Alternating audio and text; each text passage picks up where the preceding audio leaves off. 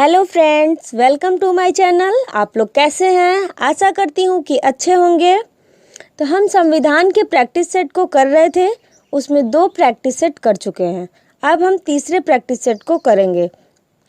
अगर फ्रेंड्स आप हमारे चैनल पर नए हैं तो सब्सक्राइब कर लें, बेल आइकन को दबाएं ताकि सारे वीडियोस आपको मिले।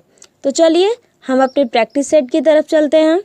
तो पहला क्वेश्चन है, भारतीय संविधान के किन अनुच्छेदों में नागरिकता संबंधी प्रावधान किए गए हैं?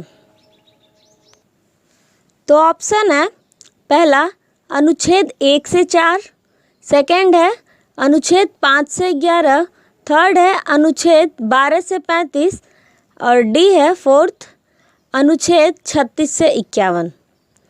तो नागरिकता का वर्णन किसमें है? तो इसका आंसर होगा ऑप्शन बी, 5 से 11। 5 से 11 अनुच्छेद में नागरिकता का वर्णन है। नागरिकता एकल नागरिकता का प्रावधान है भारत में। इंग्लैंड के संविधान से लिया गया है नागरिकता को। इंग्लैंड की जगह ब्रिटेन भी बोल सकता है। इसका संचालन भारतीय नागरिकता अधिनियम 1955 के द्वारा होता है। ठीक है, तो यानी भाग 2 में है नागरिकता। अब देखिए यहाँ पे पहला ऑप्शन दिया है अनुच्छेद 1 से 4। तो अनुच्छेद 1 से 4 यानी भाग 1 में संघ एवं उसका राज्य क्षेत्र है। अनुच्छेद 1 से 4 भाग 1 में है। फिर देखिए ऑप्शन नंबर सी है 12 से 35। तो 12 से 35 यानी भाग 3। 12 से 35 में मौलिक अधिकार है। फिर ऑप्शन नंबर डी देखिए 36 से 51। 36 से 51 क्या है? तो 36 से 51 नीति निदेशक तत्वों का वर्णन है, आर्टिकल 36 से 51 में। और ये नीति निदेशक तत्व भाग 4 में है। तो आशा करती हूँ आपको सारे ऑप्शन समझ में आए होंगे। तो चलिए हम नेक्स्ट क्वेश्चन को देखें। नेक्स्ट क्वेश्चन है, किस अनुच्छेद के तहत संसद को नागरिकता के संबंध में कानून बनाने का अधिकार प्रदान किया गया है? अनुच्छेद 5, अनुच्छेद 9, अनुच्छेद 10, अनुच्छेद 11। तो इसका आंसर हो जाएगा 11। संसद को नागरिकता के संबंध में कानून बनाने का अधिकार प्राप्त है। अनुच्छेद 11 में ये कहा गया है और वो एकल अधिकार है। समझिए, संसद ही बनाता है नागरिकता कानून पर कोई भी नियम कानून। अब देखिए ऑप्शन नंबर ए है आर्टिकल 5। तब 5 किससे संबंधित है तो नागरिकता में ही, लेकिन आर्टिकल 5 में क्या है? तो आर्टिकल 5 में है नागरिकता प्राप्त करने के प्रावधान। नागरिकता हम 5 तरीके से प्राप्त कर सकते हैं: जन्म से, वंश परंपरा से, पंजीकरण से, नगरीकरण या देशीकरण से, बाह्य क्षेत्रों के विलय से। भारत में जब बाह्य क्षेत्रों का विलय होता है उससे हम नागरिकता प्राप्त कर सकते हैं। अब नेक्स्ट ऑप्शन है, देखिए option number B. Option number B में है आर्टिकल 9। तब ये आर्टिकल 9 में क्या है? तो आर्टिकल 9 में है नागरिकता का परित्याग करना। 5 में था कि नागरिकता कैसे प्राप्त करें और 9 में है कि नागरिकता का कैसे त्याग करें। तो पहले तो स्वेच्छा से खुद आप त्याग कर दीजिए। 3 तरीके से कर सकते हैं। पहला है स्वेच्छा से और दूसरा है किसी अन्य देश की जब हम नागरिकता ग्रहण कर लेते हैं। किसी दूसरे देश की जब हम नागरिकता ग्रहण कर लेंगे तो हमारे अपने देश की नागरिकता स्वयं खत्म हो जाएगी, क्योंकि यहाँ पर एकल नागरिकता का प्रावधान है। और फिर तीसरा होगा देशद्रोही गतिविधियों में लिप्त होने पर। मतलब कि जब हम देशद्रोही के काम में किसी में मिली रहेंगे, किसी आतंकवादी से ही आप मिले रहेंगे, तो आपको भारत की नागरिकता थोड़ी ना दी जाएगी, वो तो ख़त्म कर दी जाएगी। तो यही 3 तरीके हैं नागरिकता परित्याग करने के। ये आर्टिकल 9 में है। 5 में नागरिकता प्राप्त करना है, 9 में नागरिकता का त्याग है। अब आर्टिकल 10 में क्या है? आर्टिकल 10 में है कि भारत में नागरिकता के प्रावधान संसदीय कानूनों के अधीन बने रहेंगे। तो नागरिकता का जो प्रावधान है वो संसद के कानूनों के अधीन रहेंगे। और 11 में है कि जो भी संशोधन है वो एकमात्र अधिकार संसद के पास है। समझ में आया कि 10 में जो भी नियम कानून बने हैं वो तो रहेंगे ही संसद के अधीन, और फिर उसके बाद अगर उसमें चेंजिंग करनी है तो आर्टिकल 11 में आ जाइए, और वो एकमात्र अधिकार है संसद का। नेक्स्ट क्वेश्चन है, भारत के संविधान में मौलिक अधिकार अब क्या है, यहाँ ऑप्शन देखिए। मूल संविधान का हिस्सा था, चौथे संशोधन द्वारा जोड़े गए थे, संसद द्वारा 1952 में जोड़े गए थे, 42वां संविधान संशोधन द्वारा जोड़े गए थे। तो क्वेश्चन के पूछने का मतलब है कि जो मौलिक अधिकार है मूल संविधान में था कि नहीं, तो ये मूल संविधान का हिस्सा है। ऑप्शन नंबर ए सही हो जाएगा, मूल संविधान का हिस्सा था। मूल संविधान का हिस्सा था, लेकिन जब 44वां संविधान संशोधन हुआ तो मूल संविधान में तो 7 मौलिक अधिकार थे, लेकिन 44वें संविधान संशोधन में संपत्ति के अधिकार को कानूनी अधिकार बना दिया गया। 44वां संविधान संशोधन सन 1978 में हुआ था, उस टाइम इसको कानूनी अधिकार बना दिया गया और आर्टिकल 300A में रख दिया गया। ठीक है, अब यहाँ पे देखिए ऑप्शन नंबर यहाँ दिया है डी, 42वां संविधान संशोधन द्वारा। तो 42वां संविधान संशोधन उससे नहीं है, लेकिन एक बार इसको हम नज़र डाल लेते हैं इस पर, सुनिए ध्यान से। 42वां संविधान संशोधन 1976 में हुआ, इसे ही हम लघु संविधान कहते हैं। इसमें 10 मौलिक कर्तव्यों को जोड़ा गया। मौलिक अधिकार तो था ही 7, लेकिन मौलिक कर्तव्य अक्सर पूछता है कि मूल संविधान में कितना था, तो एक भी नहीं था, 0 था। 42वें संविधान संशोधन में स्वर्ण सिंह समिति के आधार पर संशोधन किया गया और 10 मौलिक कर्तव्यों को जोड़ा गया। ठीक है, और फिर 42वें संविधान संशोधन में ही प्रस्तावना या उद्देशिका में 3 शब्द जोड़े गए। सपा हमने ट्रिक बताया था इसके पहले वाले वीडियो में, यस से समाजवादी, पी से पंथ निरपेक्ष, ए से अखंडता। ये 3 वर्ड याद रखेंगे, सपा SPA, समाजवादी, पंथ निरपेक्ष, अखंडता। फिर लोकसभा के कार्यकाल को बढ़ाकर 6 वर्ष किया गया था। 42वें संविधान संशोधन में राष्ट्रपति के अधिकार को सीमित किया गया था। नेक्स्ट क्वेश्चन है, भारतीय संविधान में न्यायालय में कौन परिवर्तनीय है? नीति निर्देशक सिद्धांत, प्रस्तावना, मूल कर्तव्य, मूल अधिकार। तो इसका आंसर होगा मूल अधिकार। यहाँ पे कहा है न्यायालय में परिवर्तनीय है, मतलब कि न्यायालय में लागू हो सकता है। ठीक है, लागू होने का मतलब ये है कि मूल अधिकारों के संरक्षण हेतु हम अपील कर सकते हैं, हाई कोर्ट में भी, सुप्रीम कोर्ट में भी। ठीक है, अब देखते हैं हम नेक्स्ट क्वेश्चन है। देखिए ये उसी से संबंधित है जो इसके पहले जस्ट अभी हम बताए हैं कि मौलिक अधिकारों को लागू करने का दायित्व है उच्चतम न्यायालय पर, उच्च न्यायालय पर, उपरोक्त दोनों पर, भारत के मुख्य न्यायाधीश पर। तो इसका आंसर होगा उपरोक्त दोनों पर। हम दोनों में मूल अधिकारों के लिए अपील कर सकते हैं। अब सुप्रीम कोर्ट में किस आर्टिकल के तहत कर सकते हैं? तो आर्टिकल 32 संवैधानिक उपचारों का संरक्षण के तहत कर सकते हैं, और हाई कोर्ट में है वो आर्टिकल 226 के तहत हम अपील कर सकते हैं। ये आर्टिकल बहुत इंपॉर्टेंट है, सुप्रीम कोर्ट 32 और हाई कोर्ट 226, भूलिएगा नहीं फ्रेंड्स, ये आर्टिकल भी पूछ लेता है। तो आगे देखते हैं। नेक्स्ट क्वेश्चन है, भारतीय नागरिकों के मौलिक अधिकारों का वर्णन है संविधान के अनुच्छेद 12 से 35 तक, संविधान के अनुच्छेद 13 से 36 तक। फिर यहाँ सी देखिए, संविधान के अनुच्छेद 15 से 39 तक। फिर डी है संविधान के अनुच्छेद 16 से 40 तक। तो मौलिक अधिकारों का वर्णन पूछा है, तो किस में है? तो ये 12 से 35 तक है। ये बहुत इंपॉर्टेंट है, इसको याद रखिएगा। आर्टिकल 12 से 35 तक है। अब ये 12 से 35 किस भाग में है?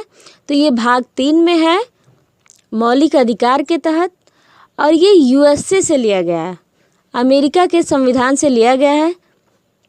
एक क्वेश्चन पूछता है कि इसकी प्रकृति कैसी है? तो ये नकारात्मक प्रकृति का होता है। यह नागरिकों को राज्य के विरुद्ध दी गई एक गारंटी है। ठीक है, इसको याद रखिएगा। नेक्स्ट क्वेश्चन देख नेक्स्ट है क्वेश्चन, निम्नलिखित में से भारतीय संविधान के कौन से अनुच्छेद में किसी भी रूप में अस्पृश्यता निषेध के लिए प्रावधान है? अस्पृश्यता निषेध के लिए प्रावधान है तो ऑप्शन देखिए कौन कौन सा है। पहला है अनुच्छेद 14, दूसरा है अनुच्छेद 17, तीसरा है अनुच्छेद 19 और चौथा है उपरोक्त में से कोई नहीं। तो इसका आंसर होगा 17। ये बहुत फेमस है, बहुत क्वेश्चन ये पूछता रहता है। ये पीसीएस में पूछा हुआ है। कितना है पीसीएस 1994 में 94 में पूछा हुआ है। तो इसका आंसर 17 हो गया। अब आगे ऑप्शन को और देख लेते हैं। अस्पृश्यता का मतलब होता है छुआछूत। इससे आर्टिकल 17 के तहत इसको ख़त्म कर दिया गया 17 के तहत। अब आर्टिकल 14 देखते हैं, ऑप्शन नंबर ए। तो आर्टिकल 14 में क्या है? आर्टिकल 14 में है विधि के समक्ष समानता। इसका मतलब क्या है? इसका मतलब यह है कि राज्य के सभी व्यक्तियों के लिए एक समान कानून बनाया जाएगा और उन पर एक समान तरीके से लागू किया जाएगा। 19 में क्या है? तो 19 में हमारा है कि जो मूल अधिकार हैं हमारे, उसमें एक आता है वाक एवं अभिव्यक्ति की स्वतंत्रता। तो आर्टिकल 19 में वही है, वाक एवं अभिव्यक्ति की स्वतंत्रता। वाक का मतलब होता है बोलने की, अभिव्यक्ति का मतलब होता है विचार प्रकट करने की। तो अब इसी के साथ साथ जो प्रेस की स्वतंत्रता है वो आर्टिकल 19A में है। लेकिन एक आप सुने होंगे हड़ताल, हड़ताल का अधिकार मूल अधिकार नहीं है। फिर 19 से ही जुड़ा है सूचना का अधिकार का संबंध, जो आरटीआई 2005 में लाया गया था। ठीक है, आपको पूरा समझ में आ गया होगा। नेक्स्ट क्वेश्चन है, संविधान के किस अनुच्छेद में कानून का समान संरक्षण प्राविधान है? फ्रेंड्स, ये टॉपिक ही हम उठाए हैं नागरिकता और मूल अधिकार का, इसीलिए उसी से संबंधित ज़्यादातर क्वेश्चन है। तो चलिए अभी देखिए, इसके पहले जस्ट हम बताए हैं कि कानून का समान संरक्षण किस आर्टिकल में होगा। तो ऑप्शन देख लेते हैं, आर्टिकल 12, आर्टिकल 13, आर्टिकल 14, आर्टिकल 15। तो कानून का समान संरक्षण आर्टिकल 14 में है। अब देखिए ऑप्शन ए है 12। तो आर्टिकल 12 में क्या है? आर्टिकल 12 में है राज्य की परिभाषा। ये कीवर्ड याद रखिएगा फ्रेंड्स, आप क्वेश्चन आपको मिलेगा तो बहुत आराम से आप कर लेंगे। आर्टिकल 12 पूछता है कि क्या है आर्टिकल 12 में, तो राज्य की परिभाषा है। आर्टिकल 13 में क्या है? ऑप्शन नंबर बी है 13। तो आर्टिकल 13 में क्या है? आर्टिकल 13 में है संसदीय कानूनों की न्यायिक समीक्षा। तब संसदीय कानूनों की न्यायिक समीक्षा, अब न्यायिक समीक्षा क्या होती है? तो संसद द्वारा बनाए गए कानूनों की प्रामाणिकता की जांच जब न्यायपालिका द्वारा की जाती है तो उसको न्यायिक समीक्षा कहते हैं। संसद द्वारा जो भी नियम कानून जब बनाए रहते हैं तो जब उसकी न्यायपालिका उसकी प्रामाणिकता का जांच करती है तो उसको हम न्यायिक समीक्षा कहते हैं। अब देखिए ऑप्शन दिया है, ऑप्शन नंबर डी 15। तब 15 में क्या है? तो 15 बहुत इम्पोर्टेंट है। 15 में है धर्म, मूल वंश, जाति, लिंग व जन्मस्थान के आधार पर किसी के साथ कोई भेदभाव नहीं होगा। फ्रेंड्स, ये जो क्रम बताए हैं आप ध्यान से सुनिएगा। धर्म, मूल वंश, जाति, लिंग व जन्मस्थान, 5 है ना, पांचों को क्रम से याद रखिएगा क्योंकि इसका क्रम भी देके कभी पूछ लेता है। धर्म, मूल वंश, जाति, लिंग व जन्मस्थान के आधार पर किसी के साथ कोई भेदभाव नहीं होगा। ठीक है, आर्टिकल 15 में है ये। चलिए नेक्स्ट क्वेश्चन है, संविधान के किस अनुच्छेद के प्रावधानों के अंतर्गत भारत सरकार द्वारा भारत रत्न, पद्म विभूषण आदि अलंकरण प्रदान किए जाते हैं? तो ये आर्टिकल पूछा है कि किसके तहत ये अलंकरण यानी उपाधि प्रदान किए जाते हैं। Article 15, article 18, article 21, article 23। तो इसका आंसर होगा 18। अनुच्छेद 18 में इसका इसी के अनुच्छेद के तहत दिया जाता है। तो आर्टिकल 18 में क्या है? आर्टिकल 18 में उपाधियों का अंत, लेकिन शिक्षा व सैन्य उपाधियों को छोड़कर अन्य सभी उपाधियों का अंत है। ठीक है, आर्टिकल 18 में यही है। 15 में अभी जस्ट हम बताए हैं। 15 में क्या है? धर्म, मूल वंश, जाति, लिंग व जन्म स्थान के आधार पर किसी के साथ कोई भेदभाव नहीं होगा। ये आर्टिकल 15 में है। अब आर्टिकल 21 में क्या है? अनुच्छेद 21 में, इसको भी हम जान लेते हैं। तो 21 हमारा है प्राण एवं दैहिक स्वतंत्रता का अधिकार। ये बहुत इम्पोर्टेंट है, प्राण एवं दैहिक स्वतंत्रता का अधिकार। अब इसमें क्या है? तो इस अधिकार के तहत किसी भी नागरिक को उसके प्राण और शारीरिक, मानसिक और सामाजिक स्वतंत्रता के अधिकार से हम वंचित नहीं कर सकते हैं। और इसी अधिकार के तहत निजता यानी हमारा स्वयं का निजता का अधिकार शामिल है। ठीक है, अब देखिए यहाँ पे कौन सा है? Option number D. तो डी का आर्टिकल है 23। तब 23 में क्या है? तो 23 और 24 दो आर्टिकल होते हैं जो शोषण के विरुद्ध होते हैं। तो आर्टिकल नंबर 23 में है महिला, बुजुर्ग व दिव्यांगों के शोषण के विरुद्ध उन्हें संरक्षण देना। इसके साथ हम 24 में भी एक बार नज़र डाल लेते हैं। तो 24 में होता है जो बच्चे होते हैं उनके शोषण के विरुद्ध उन्हें संरक्षण करना। बच्चे का मतलब कि 14 साल से जो कम होते हैं उनको हम उनसे मजदूरी नहीं करवा सकते हैं, किसी पटाखे या कारखाने में काम नहीं करवा सकते हैं। 24 में यही है। तो 23-24 है ही शोषण के विरुद्ध अधिकार। तो समझ में। नेक्स्ट एंड लास्ट क्वेश्चन है, मौलिक अधिकारों के अंतर्गत कौन सा अनुच्छेद बच्चों के शोषण से संबंधित है?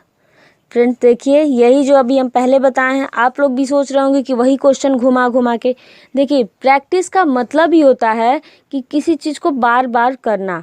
अब ऑप्शन के चारों में जो आ रहा है वो बता रहे हैं, फिर भी आ रहा है, फिर भी उसको बता रहे हैं। तो जब हम किसी चीज़ को बार बार करेंगे तो हमें एकदम कंठस्थ हो जाएगा। अब यहाँ पे देखिए क्वेश्चन यही पूछा हुआ है कि मौलिक अधिकारों के अंतर्गत कौन सा अनुच्छेद बच्चों के शोषण से संबंधित है? अभी जस्ट इसके पहले बताए हैं। तो इसका आंसर हो जाएगा ऑप्शन नंबर डी, 24।